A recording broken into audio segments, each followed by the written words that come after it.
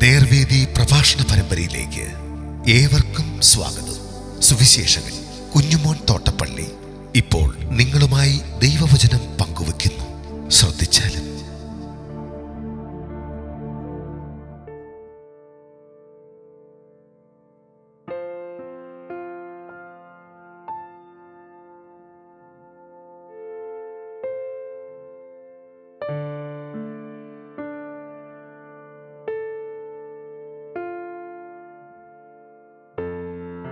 ഹബക്കൂക്കിന്റെ പ്രവചനം 3-ാം അധ്യായം. ഞാൻ വായിക്കുന്നത് ശ്രദ്ധിച്ചാലും.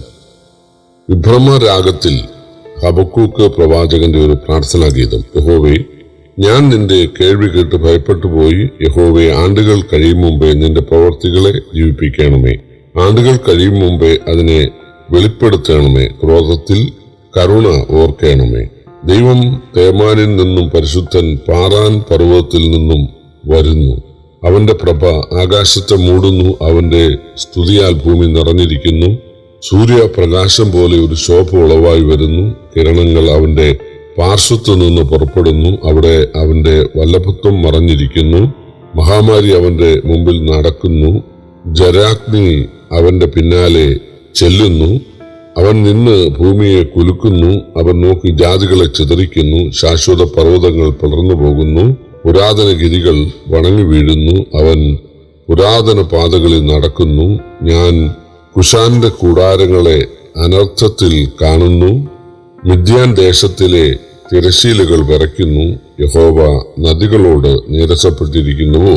നിന്റെ കോപം നദികളുടെ നേരെ വരുന്നുവോ? നീ കുതിരപ്പുറത്തും ജയരഥത്തിലും കയറിയിരിക്കയാൽ നിന്റെ ക്രോധം സമുദ്രത്തിന്റെ നേരെ ഉള്ളതോ? നിന്റെ വില്ല് മുറ്റും അനാവൃതമായിരിക്കുന്നു. വചനത്തിന്റെ ദണ്ഡനങ്ങൾ ആണകളോട് കൂടെയിരിക്കുന്നു. നീ ഭൂമിയെ നദികളാൽ പിളർക്കുന്നു. പർവ്വതങ്ങൾ നിന്നെ കണ്ട് വിറയ്ക്കുന്നു. വെള്ളത്തിന്റെ പ്രവാഹം കടന്നുപോകുന്നു. ആഴി മുഴക്കം പുറപ്പെടുവിക്കുന്നു. ഉയരത്തിലേക്ക് കൈ ഉയർത്തുന്നു. നിന്റെ അസ്ത്രങ്ങൾ പായുന്നു. പ്രകാശത്തിങ്കലും മിന്നിച്ചാടുന്ന കുന്തത്തിന്റെ ശോഭയിലും സൂര്യനും ചന്ദ്രനും സ്വഗൃഹത്തിൽ നിൽക്കുന്നു.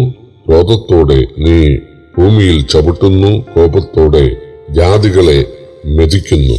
നിന്റെ ജനത്തിന്റെ രക്ഷയ്ക്കായിട്ട്, നിന്റെ അഭിഷക്തന്റെ രക്ഷയ്ക്കായിട്ട് നീ പുറപ്പെടുന്നു.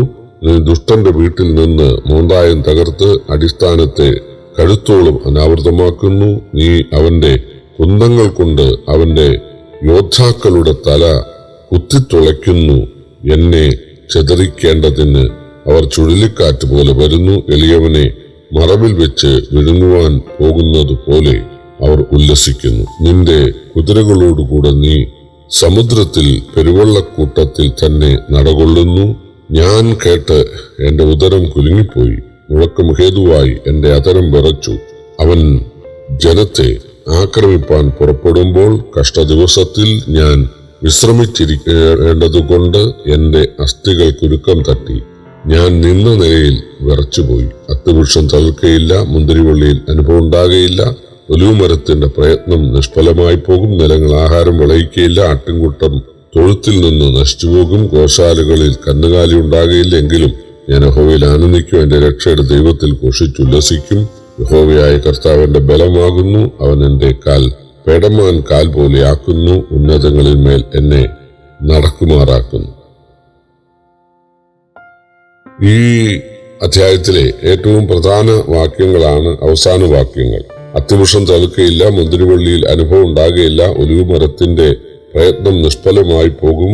നിലങ്ങൾ ആഹാരം വിളയിക്കുകയില്ല.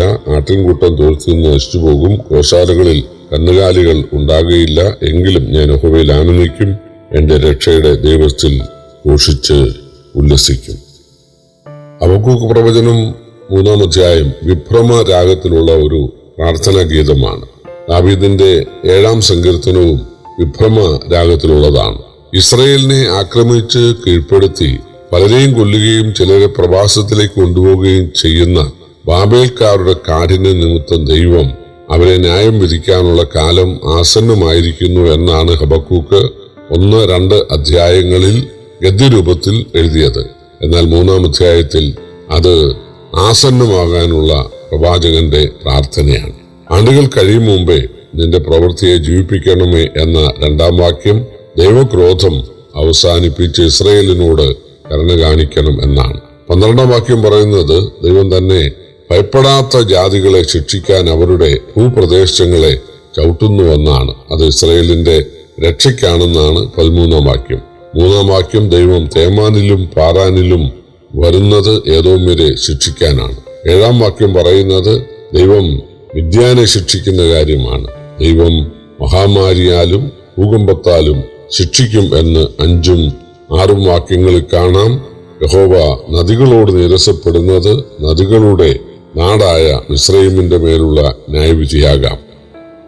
13 മുതൽ 16 വരെയുള്ള വാക്യങ്ങൾ ഇസ്രായേലിനെതിരെ കുന്തം ഓങ്ങുന്നവരെ ദൈവം തകർക്കുന്ന കാര്യമാണ്. ഇതൊക്കെ പണ്ട് ലോകചരിത്രത്തിൽ ഇസ്രായേലിനോട് ബന്ധത്തിൽ നടന്ന കാര്യങ്ങളും ദൈവം പർവ്വതങ്ങളിൽ ഇറങ്ങി വന്ന കാര്യവുമൊക്കെയാണ്. അന്നാണ് ഭൂമി കുലുങ്ങിയതും പാറകൾ പിളർന്നതും അതുപോലെ മിന്നലും നാദവും ഇരുട്ടും ഒക്കെ ഉണ്ടായതും.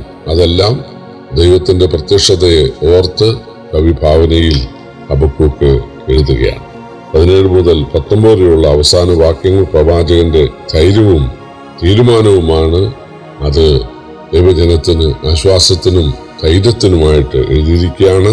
കൃഷിനാശവും മൃഗനാശവും ഉണ്ടായാലും സാമ്പത്തിക നഷ്ടങ്ങൾ സംഭവിച്ചാലും ഞാൻ യഹോവയിൽ സന്തോഷിക്കും. പൗലോസ് അപ്പോസ്തലൻ ഫിലിപ്പിയ ലേഖനത്തിൽ എഴുതിയതും അതാണല്ലോ, കർത്താവിൽ എപ്പോഴും സന്തോഷിപ്പീൻ. എന്തെല്ലാം ഇല്ലാതെ വന്നാലും, സന്തോഷിക്കാൻ വകയായ പല കാര്യങ്ങളില്ലാതെ വന്നാലും കർത്താവിൽ സന്തോഷിക്കുക. കാരണം കർത്താവ് മതി.